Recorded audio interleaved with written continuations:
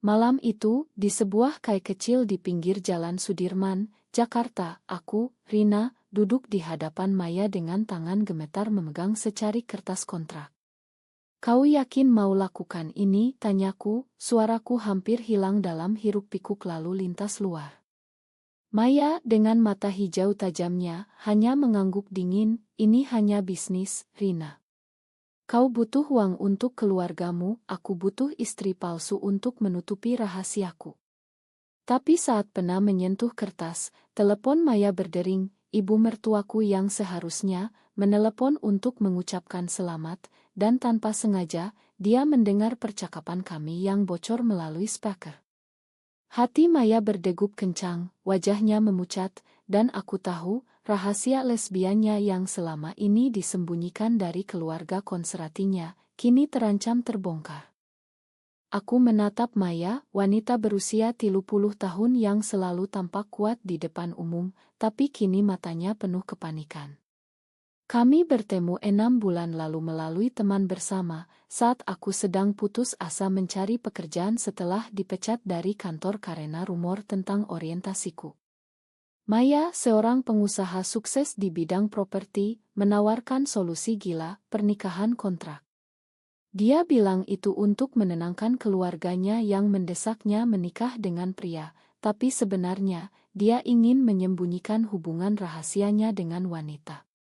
Aku setuju karena hutang keluargaku menumpuk, ayah sakit, adik butuh biaya sekolah.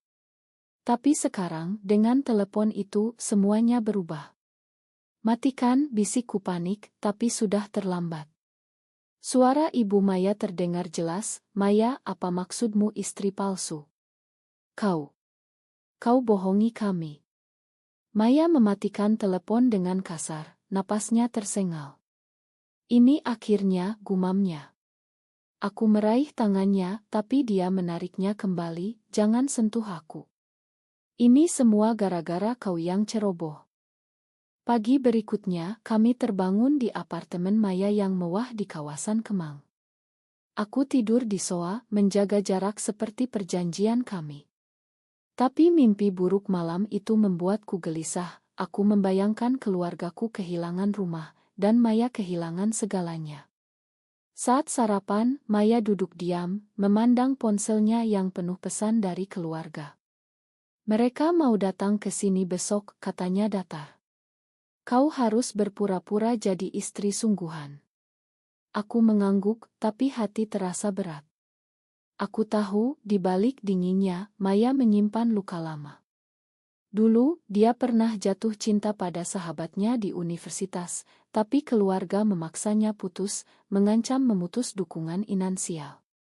Sejak itu, dia membangun tembok tinggi. Aku sendiri, berusia 28 tahun, tumbuh di keluarga sederhana di Bandung, di mana ayah selalu bilang, cinta itu antara pria dan wanita saja.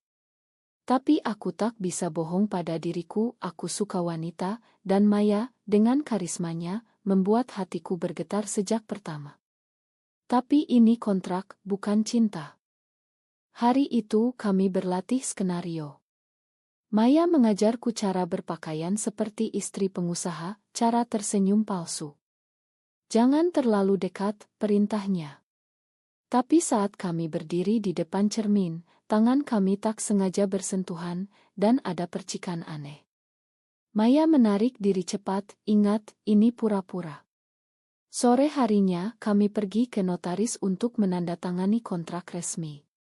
Di sana, notaris bertanya, "Apa kalian saling mencinta?" Maya tertawa dingin, "Tentu." Aku diam, tapi hati berteriak sebaliknya. Malamnya saat kami pulang, hujan deras mengguyur Jakarta. Mobil berhenti di lampu merah, dan Maya tiba-tiba berkata, "Kenapa kau terima tawaran ini? Kau tahu risikonya." Aku menatapnya karena aku butuh, dan mungkin karena kau. Matanya melebar, tapi dia diam. Itu pertama kalinya aku merasa, mungkin ada celah di temboknya. Besoknya, keluarga Maya datang. Ibu dan ayahnya, pasangan konserati dari Surabaya, memeluk Maya dengan hangat, tapi mata mereka curiga padaku. Jadi ini Rina, istri barumu, tanya ibu sambil menilai penampilanku. Kami duduk di ruang tamu dan percakapan mengalir tegang. Ayah Maya bertanya tentang pernikahan kami, kenapa tiba-tiba? Dan kenapa wanita? Maya tersenyum palsu, cinta tak kenal gender, Pak. Tapi suaranya goyah. Aku mencoba membantu, kami bertemu di acara bisnis, dan jatuh cinta. Tapi Ibu Maya menatap tajam, aku dengar percakapan aneh kemarin. Apa ini benar-benar pernikahan? Maya memucat lagi, dan aku tahu, ini baru awal badai. Selama makan siang, mereka terus menekan, bicara tentang cucu, tentang norma masyarakat. Di Indonesia ini, pernikahan seperti ini kontroversial, kata ayah. Aku merasa marah, tapi diam malam itu, setelah mereka pergi, Maya ambruk di soa, menangis pelan. Mereka tak akan pernah terima, katanya. Aku duduk di sampingnya, ingin peluk, tapi ingat kontrak. Mungkin suatu hari, bisikku. Tapi hati tahu, ini akan semakin rumit. Beberapa hari kemudian, rumor mulai menyebar di kantor Maya. Rekan bisnisnya mendengar tentang pernikahan kami, dan ada yang menolak kerjasama karena citra perusahaan. Maya marah besar, menyalahkanku. Ini gara-gara keluargamu yang cerewet, bentaknya. Aku balas, bukan aku yang bocor. Pertengkaran pertama kami meledak, penuh emosi terpendam. Maya lempar gelas, kau tahu aku lesbian, tapi kau pura-pura tak peduli. Aku terdiam, lalu berkata, aku juga, Maya. Aku juga suka wanita. Matanya melebar, dan untuk pertama kalinya, ada kehangatan di tapanya. Tapi dia mundur, ini kontrak, jangan campur aduk. Malam itu, aku tidur dengan hati berantakan, menyadari perasaan cintaku mulai tumbuh. Di luar, Jakarta tetap sibuk, tapi di dalam, dunia kami mulai retak. Seminggu setelah kunjungan keluarga, Maya mulai menjauh. Dia lebih sering lembur di kantor, meninggalkanku sendirian di apartemen. Aku gunakan waktu itu untuk menelepon keluargaku di Bandung. Bagaimana ayah, Rin, tanya adikku. Sudah baikan, tapi obat mahal, jawabku. Uang dari kontrak membantu, tapi hati terasa hampa. Suatu malam, Maya pulang mabuk, baunya alkohol menusuk. Kenapa begini, tanyaku khawatir. Dia tertawa pahit, rekan bisnis cabut kontrak karena rumor. Mereka bilang pernikahan seperti ini tak pantas. Aku meraih lengannya, kita bisa lawan. Tapi dia tolak, kau tak mengerti tekanan ini. Saat itu aku lihat kerapuhan di balik topengnya. Maya cerita tentang masa kecilnya, dibesarkan di keluarga yang ketat agama, di mana cinta sesama jenis dianggap dosa. Aku pernah coba ubah diri, pacaran pria, tapi tak bisa, katanya sambil menangis. Aku duduk dekat, kali ini dia tak menarik diri. Aku juga begitu, bisikku. Di Bandung, teman-temanku menjauh saat tahu. Malam itu kami bicara panjang, berbagi luka, dan tanpa sadar, jarak kami menyusut. Pagi harinya, Maya bertingkah seperti biasa, tapi ada perubahan halus, dia buatkan kopi untukku. Jangan salah paham, katanya cepat. Aku tersenyum dalam hati. Tapi masalah baru datang, teman lama Maya, seorang wanita bernama Lina, muncul. Lina, mantan pacar rahasia Maya dari universitas, datang ke apartemen dengan marah. Kau nikah dengan dia. Kontrak. Kau bohongi aku, bentak Lina. Maya panik, Lina, ini bukan urusanmu. Aku diam di sudut, hati cemburu menyelinap. Lina tatap aku sinis, kau tahu dia lesbian sejati. Dia tak akan pernah setia. Maya usir Lina, tapi kata-katanya meninggalkan bekas. Malam itu, Maya jelaskan, Lina dulu pacarku, tapi keluarga pisahkan kami. Dia tak pernah makan. Aku angguk, tapi tanya, masih cinta dia? Maya diam lama, lalu jawab, tidak. Tapi luka itu ada. Itu membuatku sadar, perasaan cintaku pada Maya semakin dalam, tapi ini kontrak, aku tak boleh jatuh. Beberapa hari kemudian, kami diundang ke pesta keluarga Maya di Surabaya. Aku gugup, tapi Maya bilang kita harus tampil sempurna. Di pesawat, dia pegang tanganku saat turbulensi, dan itu terasa nyata. Di rumah keluarga, suasana tegang. Saudara Maya, seorang ustadz, bicara tentang nilai keluarga tradisional. Pernikahan seperti kalian ini tantangan bagi masyarakat, katanya. Maya balas tajam, cinta adalah cinta.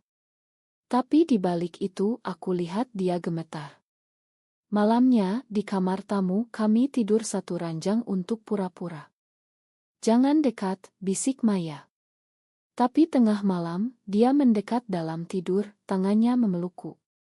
Hati berdegup, aku tak bergerak, tapi pagi harinya, dia mundur cepat, kebiasaan.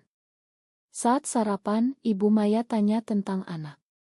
Kapan punya cucu? Maya tersedak, kami belum siap.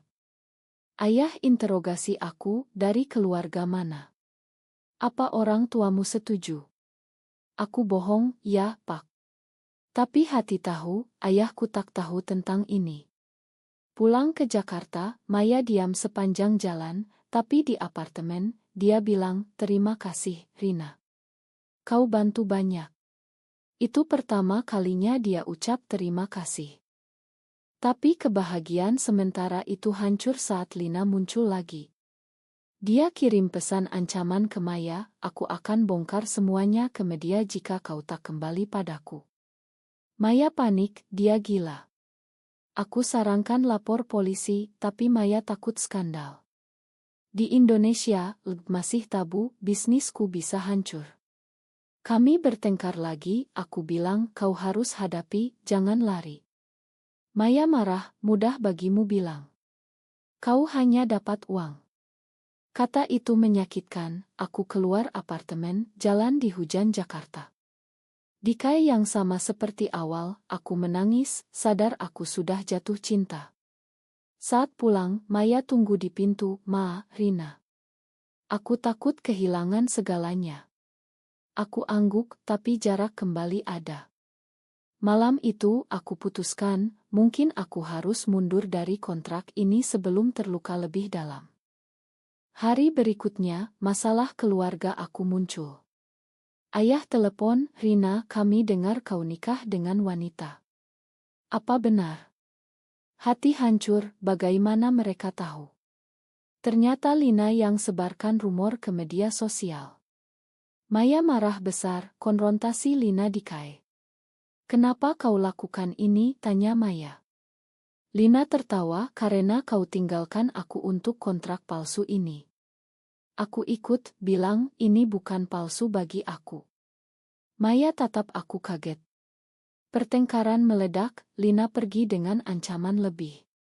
Pulang, Maya ambruk, semuanya hancur. Aku peluk dia kali ini, dan dia tak tolak. Kita hadapi bersama, bisikku. Tapi di hati, aku tahu, ini ujian besar bagi kami berdua. Setelah insiden dengan Lina, media mulai ramai. Artikel online muncul, pengusaha wanita Maya nikah sesama jenis, kontrak atau cinta sejati. Maya lockdown akun sosialnya, bisnis mulai goyah. Klien batal meeting, saham turun. Ini akhir karirku, katanya putus asa. Aku coba hibur, kita bisa klarifikasi. Tapi Maya tolak, tak ada yang percaya. Keluarganya telepon marah, kau bawa malu keluarga. Maya menangis berjam-jam, dan aku hanya bisa duduk di samping, pegang tangannya. Saat itu, aku cerita tentang masa laluku, pacar pertama wanita di kuliah, tapi keluarga tahu dan usir aku dari rumah sementara. Aku belajar mandiri, kataku. Maya tatap aku, kau kuat, Rina. Itu membuat hubungan kami mendekat, tapi masih ada tembok. Malamnya kami duduk di balkon, lihat lampu kota. Kenapa kau tak pergi? Tanya Maya. Karena aku peduli, jawabku. Matanya lembut, tapi dia alihkan pandang. Pagi harinya, aku putuskan hubungi Lina sendiri. Kami bertemu di Taman Monas. Kenapa kau hancurkan hidupnya, tanyaku. Lina tatap aku dingin karena dia milikku dulu. Dia cerita, Maya janji nikah dengannya, tapi takut keluarga. Dia pilih karir daripada aku. Aku paham lukanya, tapi bilang, biarkan dia bahagia sekarang. Lina tertawa, dengan kontrakmu. Itu palsu. Aku diam, tapi hati bilang sebaliknya. Pulang, aku cerita pada Maya. Dia marah, kenapa kau campur? Tapi lalu peluk aku, terima kasih. Itu momen pertama kami peluk sungguhan, dan hati berdegup kencang. Tapi Maya mundur cepat, ini tak boleh. Aku angguk, tapi perasaan semakin kuat. Beberapa hari kemudian, keluargaku datang ke Jakarta. Ayah dan adik marah besar. Rina, apa kau gila? Ini dosa, bentak ayah. Maya sembunyi di kamar, tapi aku hadapi. Ini hidupku, ya. Ayah cerita tentang tetangga yang bisik-bisik, keluarga kita dicemooh. Aku menangis, Ma, tapi aku tak bisa ubah siapa aku. Maya keluar, bela aku, ini bukan salah Rina. Ayah tatap Maya, kau yang pengaruh buruk. Pertengkaran hebat, ayah pergi dengan marah, jangan hubungi kami lagi. Hati hancur, aku ambruk. Maya peluk aku lama, aku di sini. Malam itu kami tidur berdekatan, tak bicara, tapi kehangatan ada. Pagi harinya, Maya bilang, mungkin kita harus akhiri kontrak. Aku kaget, kenapa? Karena ini menyakiti semua orang, jawabnya. Tapi aku tolak, tidak, kita lanjut. Itu membuatnya diam, tapi tatapannya berubah. Masalah bisnis semakin parah. Maya dipecat dari dewan direksi karena skandal. Mereka bilang citraku buruk, katanya. Aku sarankan mulai bisnis baru bersama. Maya ragu, tapi setuju. Kami rencanakan kai kecil, tempat aman untuk komunitas LGBTQ. Tapi Lina muncul lagi, kali ini dengan bukti chat lama Maya. Aku akan publikasikan jika kau tak kembali. Maya panik, tapi aku bilang hadapi di pengadilan. Kami lapor polisi atas pemerasan. Lina ditangkap, tapi prosesnya melelahkan. Di pengadilan, Maya harus akui orientasinya, dan media semakin gencar. Ini harga yang harus kubayar, katanya. Aku dukung, kau tak sendirian. Setelah itu, hubungan kami semakin dekat, kami bicara mimpi, masa depan. Tapi Maya masih ragu, ini dari kontrak, bukan cinta. Aku diam, tapi hati ingin bilang sebaliknya. Suatu malam setelah sidang, kami jalan di pantai Ancol. Angin laut sepoi, Maya tiba-tiba pegang tanganku. Rina, apa kau benar-benar peduli? Tanyanya. Aku angguk, lebih dari itu. Matanya melebar, dan untuk pertama kalinya, dia cium pipiku pelan. Ma, aku takut, bisiknya. Hati meluap, tapi kami tak lanjut. Pulang, suasana berubah, ada ketegangan manis. Tapi pagi harinya, telepon dari ayah Maya, kami putus hubungan denganmu. Maya hancur, menangis di kamar mandi. Aku ketuk pintu, biarkan aku masuk. Dia buka, dan kami peluk lama. Aku kehilangan keluarga karena ini, katanya.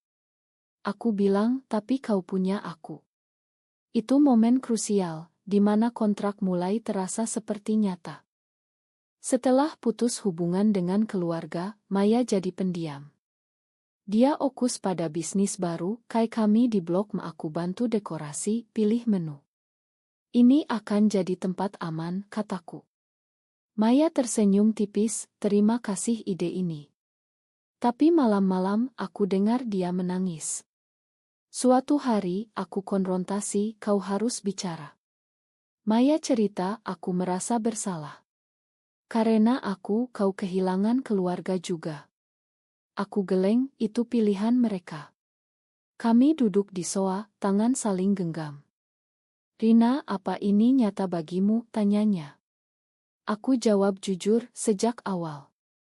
Matanya penuh emosi, dan kami hampir cium, tapi Maya mundur, tunggu, aku perlu waktu. Aku paham, tekanan masyarakat masih berat. Di luar, demo anti-LGBT di Jakarta membuat kami takut. Apa kita salah? Tanya Maya. Aku bilang, tidak, cinta tak salah. Buka kayak sukses, tapi ada ancaman. Surat anonim datang, tutup atau kami bakar. Maya panik, ini gara-gara aku. Aku sarankan pasang cheat, lapor polisi. Tapi malam itu batu dilempar ke jendela. Kami lari keluar, lihat bayangan lari. Maya gemetar, ini harga kebebasan. Polisi datang, tapi tak serius, ini biasa untuk tempat seperti ini. Aku marah, diskriminasi. Setelah itu, Maya putuskan tutup sementara. Di apartemen, kami bertengkar, kenapa kau menyerah, tanyaku. Karena aku tak mau kau terluka, balasnya. Itu membuatku sadar, dia peduli lebih dalam. Malam itu kami tidur bersama, tak ada sentuhan, tapi kehangatan cukup. Pagi harinya, Maya bilang, ayo buka lagi, tapi hati-hati.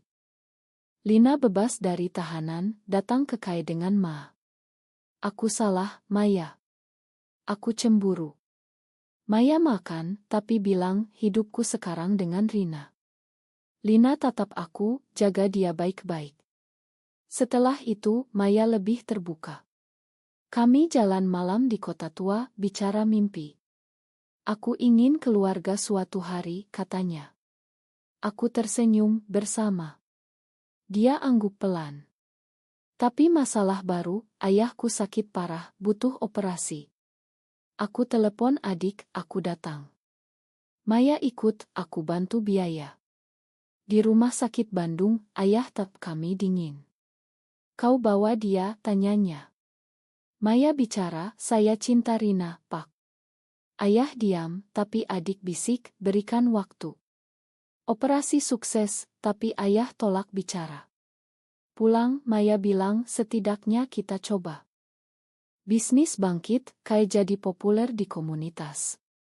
Tapi media kembali serang, wawancara paksa. Maya tolak, tapi aku setuju, aku bicara untuk kita. Dit, aku cerita, cinta kami nyata, meski dari kontrak. Reaksi campur, ada dukungan, ada hujatan. Maya marah, kenapa kau lakukan? Karena aku bangga, jawabku.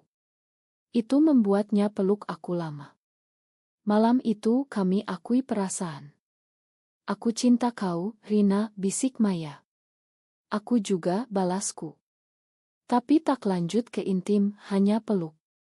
Pagi harinya, telepon dari Ibu Maya, aku lihat wawancara. Kita bicara. Maya gugup, tapi setuju. Mereka datang, bicara panjang. Ibu menangis, aku takut kehilanganmu. Maya bilang, terima aku apa adanya. Ayah diam, tapi akhirnya angguk, coba kita pahami. Itu langkah besar. Tapi kebahagiaan tak lama. Ancaman datang lagi, kali ini serius, bom ancam di Kai. Kami evakuasi, polisi selidiki. Ternyata kelompok radikal. Maya putus asa, mungkin kita harus pisah. Aku tolak, tidak, ini ujian. Kami tutup Kai, pindah ke Bali sementara. Di sana, pantai tenang, kami renung. Apa harga ini worth it? Tanya Maya. Aku jawab, ya, karena kau. Di Bali, hubungan kami mendalam, bicara masa depan. Tapi kembali ke Jakarta, masalah menunggu. Di Bali, kami temukan kedamaian sementara. Berjalan di pantai Kuta, Maya pegang tanganku bebas. Ini seperti mimpi, katanya. Aku tersenyum, realita kita. Tapi telepon dari Jakarta, kayak dibakar. Hati hancur, kami buru-buru pulang. Di lokasi, abu dan polisi. Ini kejahatan benci, kata polisi. Maya ambruk, semua usaha hilang. Aku peluk, kita bangun lagi. Tapi dia ragu berapa kali lagi. Media liput, dukungan datang dari komunitas LGB. Demo solidaritas di Monas, hentikan diskriminasi. Maya bicara di sana, kami hanya ingin hidup damai. Itu buat dia kuat lagi. Kami rencanakan kai baru, lebih aman. Keluarga Maya datang bantu. Ibu bilang, Ma dulu tak paham. Ayah angguk, kita dukung sekarang. Keluargaku juga, ayah telepon, Ma, Rin. Aku lihat kau bahagia. Rekonsiliasi itu obati luka. Bisnis baru bangkit, kai di Senayan, dengan security. Lina datang sebagai teman, aku senang kalian bersama. Maya tersenyum, terima kasih. Tapi di balik itu, Maya masih punya keraguan. Suatu malam, dia bilang kontrak ini seharusnya berakhir tahun depan. Apa kita lanjut? Aku jawab, ini bukan kontrak lagi. Dia angguk, ya, cinta.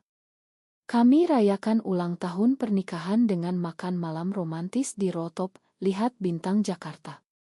Aku tak pernah bayang ini, katanya.